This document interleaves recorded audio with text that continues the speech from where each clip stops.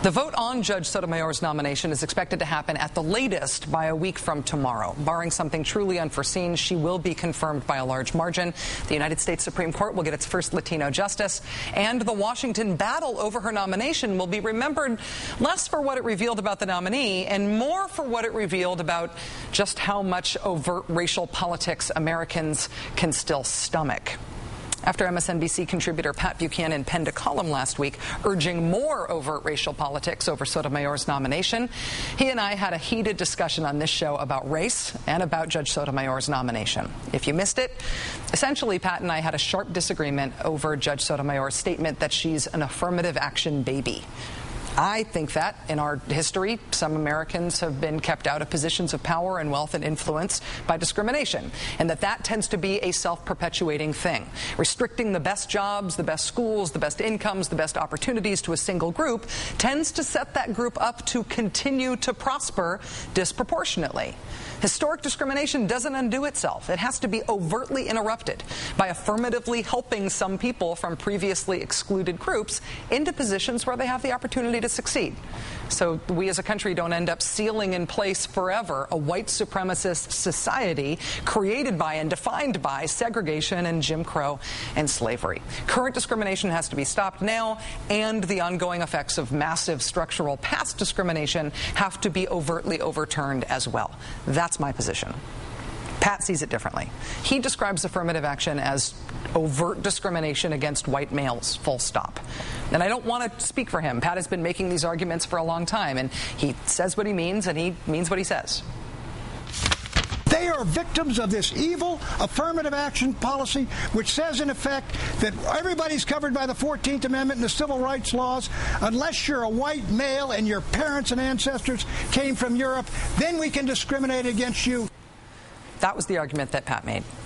It's not cool to talk about guests after their segment is over. It's also not fair to relitigate these arguments in the absence of one of the parties who participated in the argument, and I will not try to do that now. But what I do feel obliged to do is to correct some of the things that were said in the course of my argument with Pat that were stated as fact that were not true.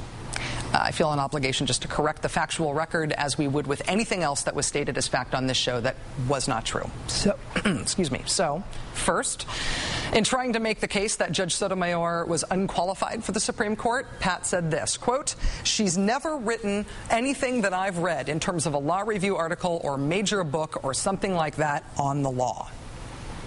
While it may very well be true that Pat has not read Judge Sotomayor's law review articles, he should not have implied that she hasn't written them. Our staff has tracked 5 of the judge's law review articles, the earliest written in 1979, the most recent in 2004.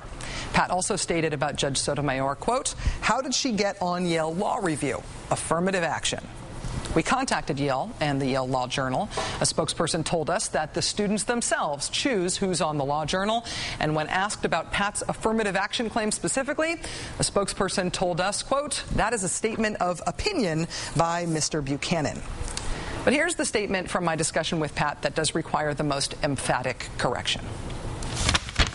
White men were 100% of the people that wrote the Constitution, 100% of the people who signed the Declaration of Independence, 100% of the people who died at Gettysburg and Vicksburg, probably close to 100% of the people who died at Normandy. This has been a country built basically by white folks.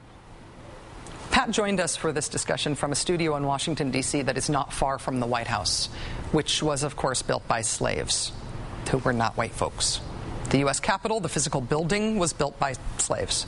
The city of Washington, D.C., where Pat has spent his entire life, was physically built in part by slave labor. It's not even possible to imagine how America could have competed for a place in the global economy in the 1800s, say, without plantation cotton and tobacco and sugar and rice and the other industries that were so thoroughly dependent on slave labor. This has been a country built basically by white folks. That statement is only true if you don't consider anyone other than white folks to be folks. Even if you only consider slave labor, even if, for example, you reimagine the railroads somehow magically building themselves without Chinese laborers.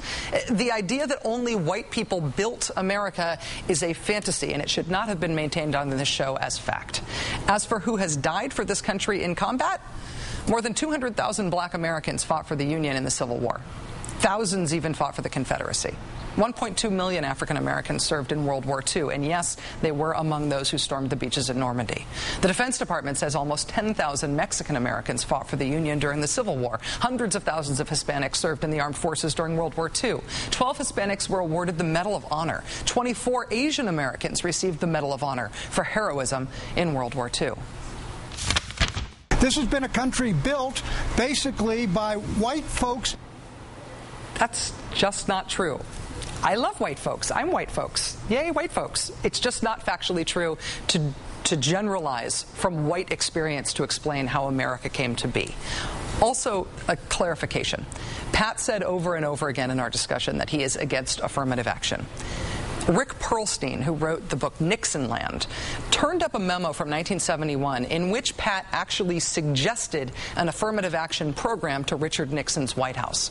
It was an affirmative action program for Catholics. Quote, instead of sending the orders out to all our agencies, hire blacks and women, the order should go out, hire ethnic Catholics, preferable women, for visible posts. One example, Italian Americans, unlike blacks, have never had a Supreme Court member.